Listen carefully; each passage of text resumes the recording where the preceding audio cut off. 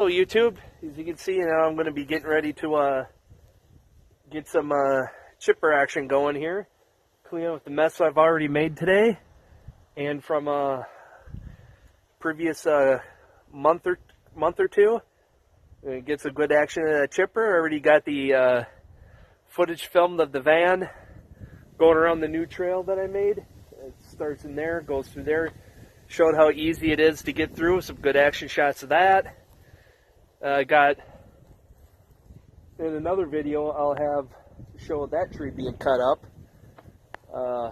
You can see that one back there is all laying on the ground, and to show you some of the action of how I got those trees all limbed up.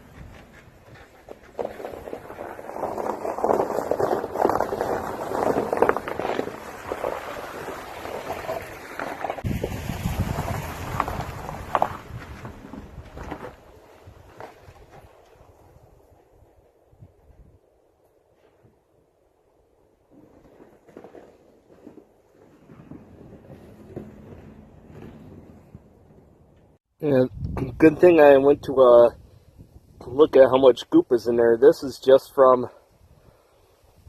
the last couple of uses, and holy cow, did that kick in there pretty good. So I gotta clean this out before I can get to limit up some more trees.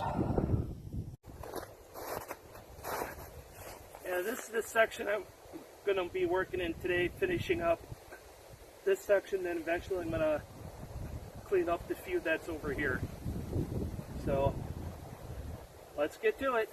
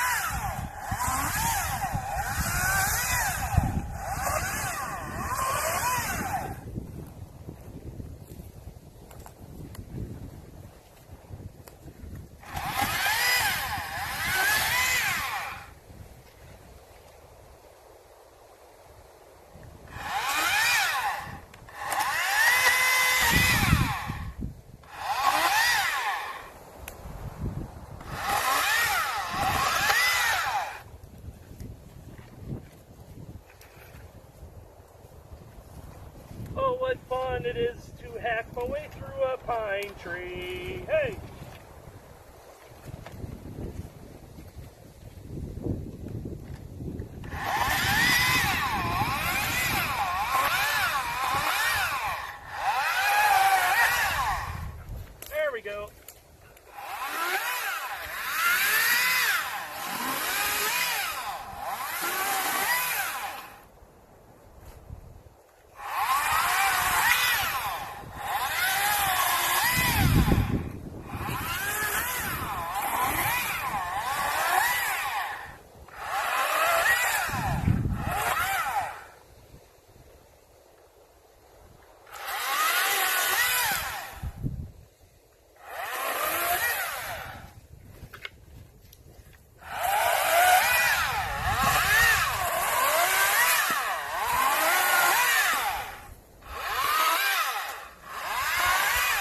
just a few minutes, look at the difference that's made.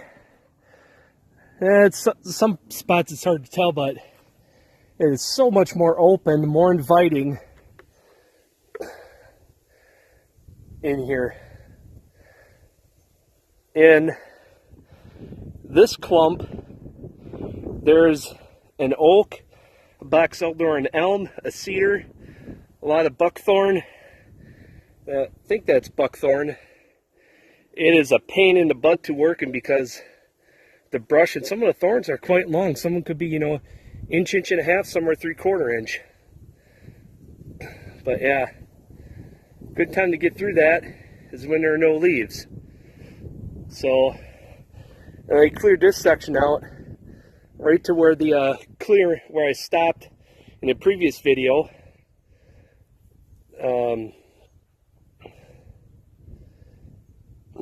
And in just a few minutes, in the battery saw, at less than half a charge on my 4 amp-hour battery, I got quite a bit of work done. And as you can see, the brush, there's a lot of brush to clear. Most of it's live because these trees looks like they've been reseeded themselves, from the wind blowing the seeds over this way, because they are not in rows like the front half of the place is. So as soon as I limb up some more trees, I'm gonna have and clear up the brush, I'm gonna have so many options to drive back here. I don't want to have to worry about making trails. Just limbing it up is going to do the job.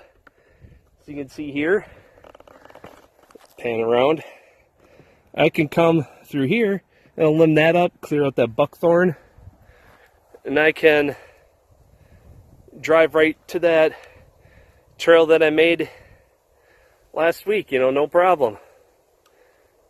And all these double trunk trees are going to come out, so I'm going to have so much room back here. But I'm thinking right here in the spot where this tripod is, I might put the shop, take out this tree here, that tree here, maybe a few more I could put. It won't take much more than an hour or so, and then grind the stumps. I'm going to have the line cleared to put in a 2.5, 3.5 car garage shop. And then the welding can begin. At least get the slab down, then the welding can begin. A tree like this, you have to look at how the limbs are so you can get as close to the trunk as possible with the least number of cuts. So, a couple of these side branches off of here.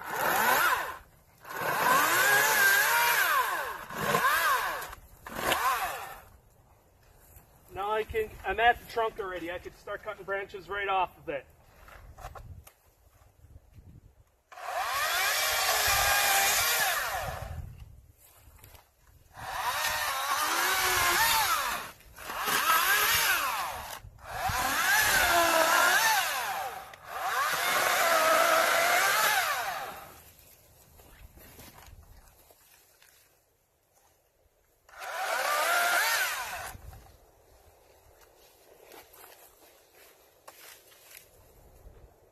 This is a hard one to figure out.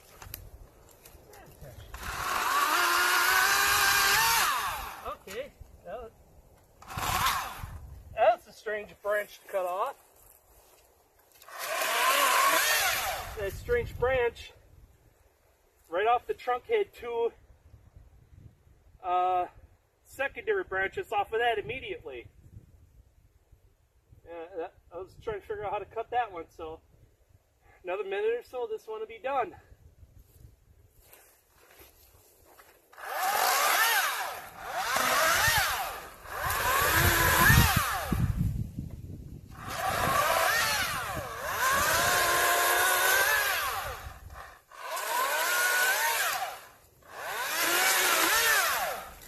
There, that one's a tree like this. You have to look at how the limbs are so you can get as close to the trunk as possible with the least number of cuts.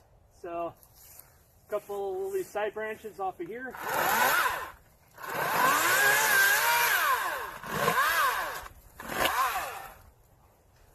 Now I'm at the trunk already. I could start cutting branches right off of it.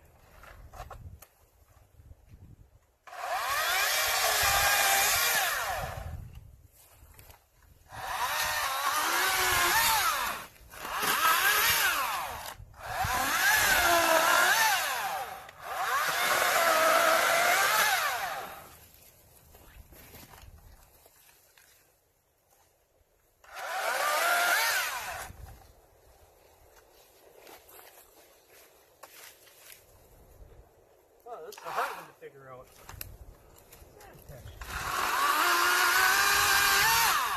Okay. That's a strange branch to cut off. That strange branch, right off the trunk, had two secondary branches off of that immediately. I was trying to figure out how to cut that one, so another minute or so, this one will be done.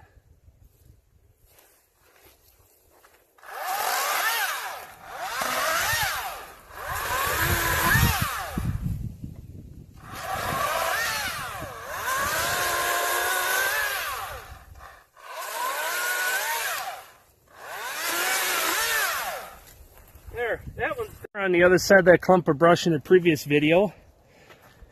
You could see how gnarled up this tree is. That's because you could see right center of the screen, hard to see, but that's where the original tip broke, or trunk, that branched off into,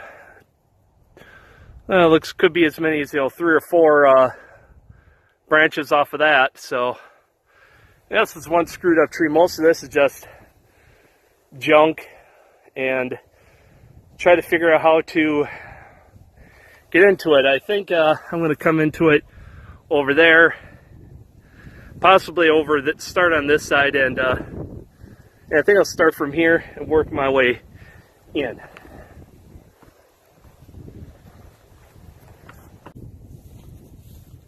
Okay, yeah, I already started cutting a few things here. Branches low on the ground. You can't see it, but I'm working my way to the trunk. And a couple more cut twigs out of the way, and I'll be there.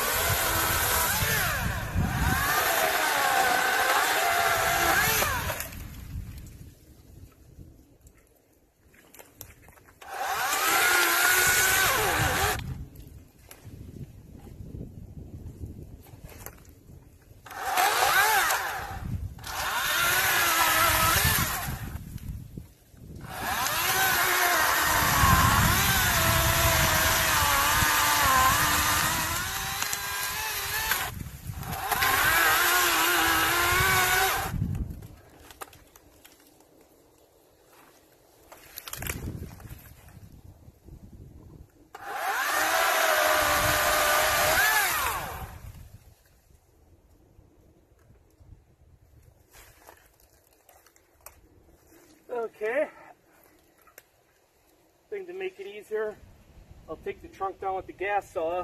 I got a couple more projects to do with that one. I can do it with this one, but if I have the gas saw out, I might as well use it for the big stuff.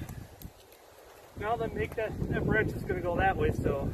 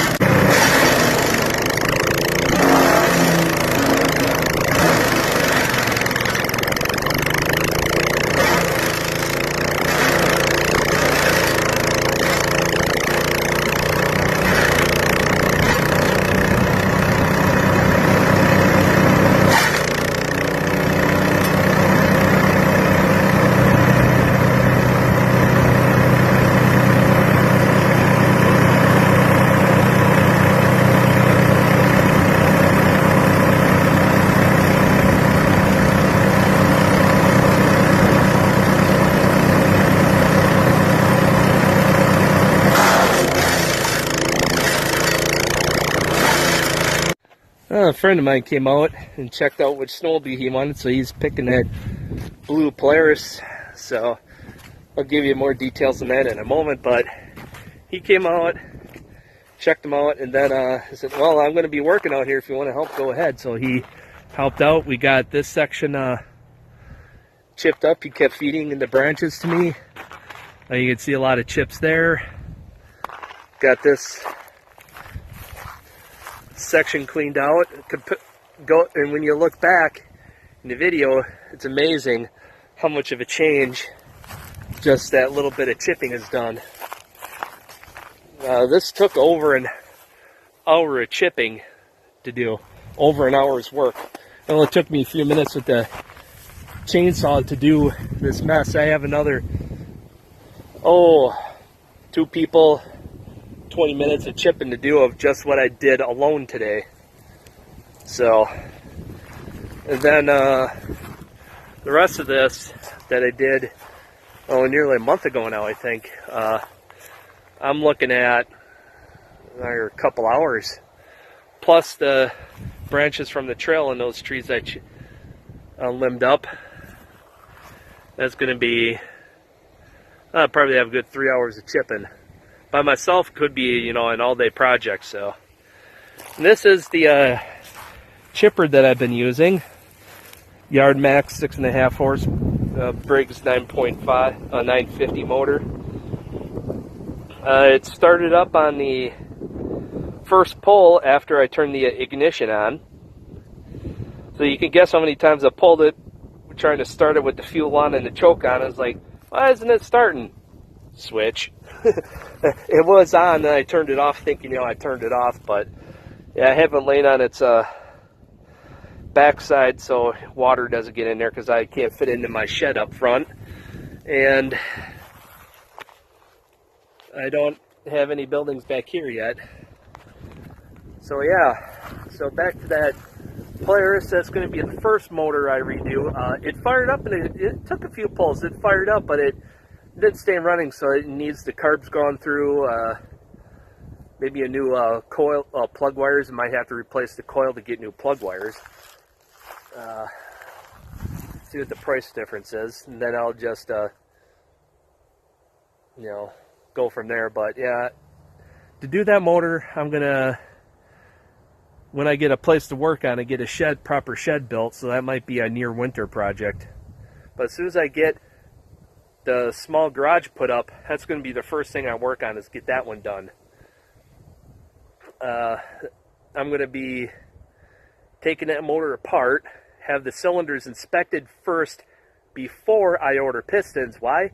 Because it might need to be bored, and they match the cylinder wall clearance to the pistons themselves. So you need, once you determine if it needs to be bored, then you order the pistons, and then they machine it. So that, you know, that could take a couple of weeks to get back. So that's not going to be a big deal, but yeah, you can, and just now that the light is different, you can see it a little better in here. Yeah, it looks like a mess, but that section there will basically look like this when it's done. So yeah, that's the reason why you want to chip that stuff up. I mean, it, for one, fire danger, and two, it just looks so nice.